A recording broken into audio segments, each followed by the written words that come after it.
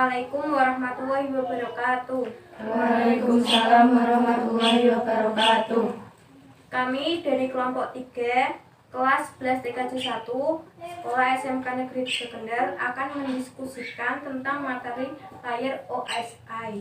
Perkenalkan, saya Fadia Gurunisa, absen 7, akan menerangkan layar pertama.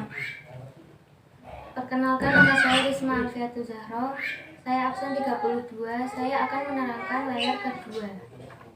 Saya Nabila Istiqomah, nomor absensi 24, akan menerangkan layar 3. Perkenalkan, nama saya Septiana Dewi, absen 33, akan menerangkan layar keempat.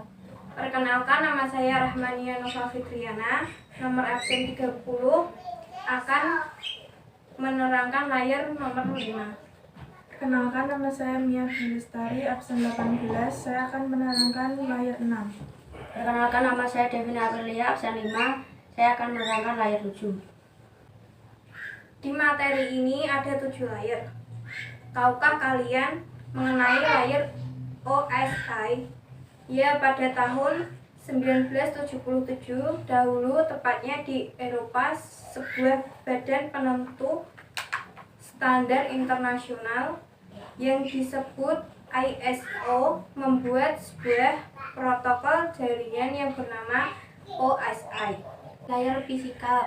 Pada layar satu ini, disinilah terjadinya pengiriman data digital dari pengirim dan tujuan melalui media tegangan listrik, interferensi radio, dan inframerah ataupun cahaya biasa. Contoh dari layar satu ini adalah saat pengiriman data dengan menggunakan kabel fiber optik.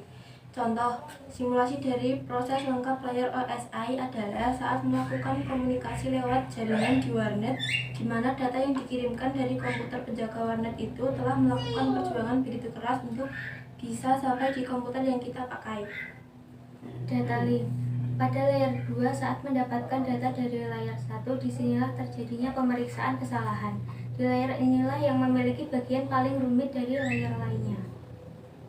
3. Network. Disinilah terjadinya routing, pendefinisian alamat IP, serta pembuatan header kepada paket yang akan dikirim. Contohnya adalah ketika kita akan melakukan pengiriman data, pada jaringan data tersebut akan diberikan tugas mengenai di mana tujuannya, jalur mana yang akan dia lalui untuk bisa sampai ke tujuannya, serta tanda pengenal data, mengenal data yang ingin dikirimkan. 4. Layar transport. Disinilah berbagai macam data yang akan dikirimkan dipecah-pecah menjadi beberapa bagian dan diberi penanda sesuai urutannya. Dan penanda itulah yang akan menjadi petunjuk apakah data tadi diterima secara utuh atau dikirimkan secara ulang karena ada yang hilang di tengah jalan. Contohnya adalah ketika kita ingin mengirimkan Gmail, namun ternyata Gmail yang kita kirimkan tidak sempurna karena kendala koneksi, dan kita diminta untuk mengirim ulang jika Gmail tersebut masih ingin tersampaikan. Layar 5. Pada layar 5, disinilah proses apakah koneksi dan biarkan tetap berjalan atau bahkan dihentikan. Contohnya adalah ketika kita 1/10 dari sisi login karena telah 10 menit lebih melakukan aktivitas. Layar 6. Presentation. Pada layar 6, disinilah layar yang paling mudah bagiannya, yaitu mengubah bentuk data yang akan dikirimkan oleh aplikasi jaringan menjadi format yang sesuai untuk melewati jaringan. Pada lapisan ini terjadi pembuatan struktur data yang didapatnya dari lapisan aplikasi ke sebuah format yang dapat ditransmisikan melalui jaringan.